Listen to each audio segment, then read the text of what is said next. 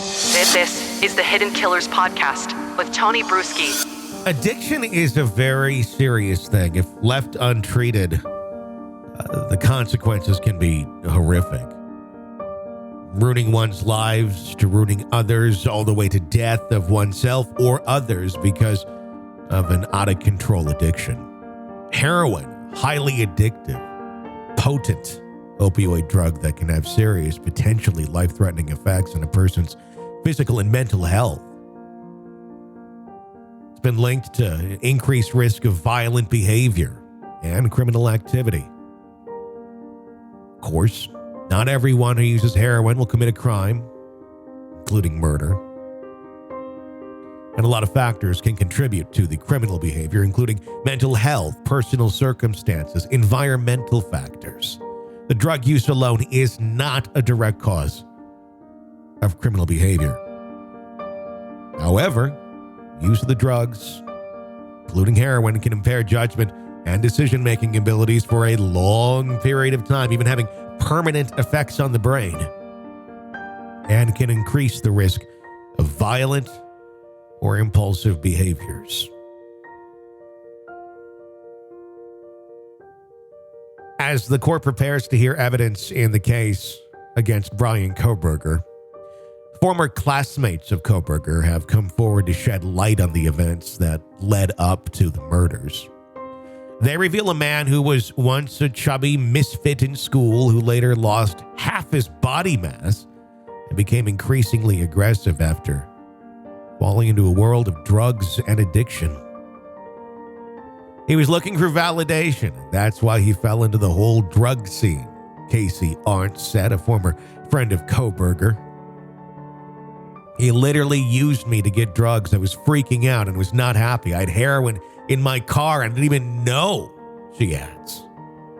Others of Kohberger's school friends describe how he changed dramatically after starting to take heroin. He became hyper-fixated on what he ate, started kickboxing, causing him to lose over 100 pounds.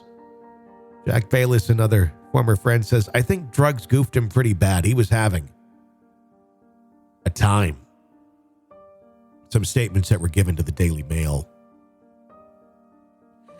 How was he introduced to heroin? Apparently it was given to him by a neighbor, Jeremy Saba, allegedly, according to Bayless. I don't like him personally because he got my boy into heroin, Bayless says. Rich Pasqua, who now works in a drug rehab clinic, confirms that Kohberger was a big heroin addict. He didn't have any friends, or didn't have many friends, so he would do anything to fit in. He was a big heroin addict, and so was I. I got high with him a couple times. Thomas Arntz, who was a year behind Kohberger in school, describes how Kohberger always wanted to be dominant physically and intellectually. So much of that was a torment, and I didn't want to be around him anymore, he says. And who would? That is such a turn-off personality to friends, family, when you are constantly trying to be something that you're not, or something that people in their right minds don't really seek out. Things just land into place. You can't constantly control every aspect of how people view you. Kohberger seemed to have a real issue with that.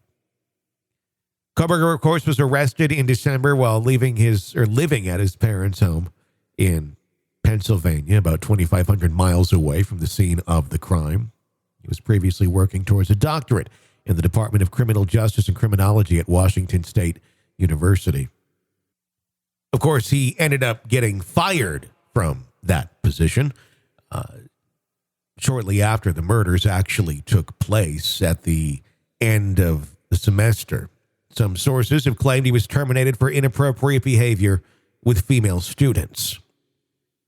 There was a long list as well of infractions and meetings that were held to try and get him back on track. Even one of those meetings taking place within 24 hours of those murders occurring.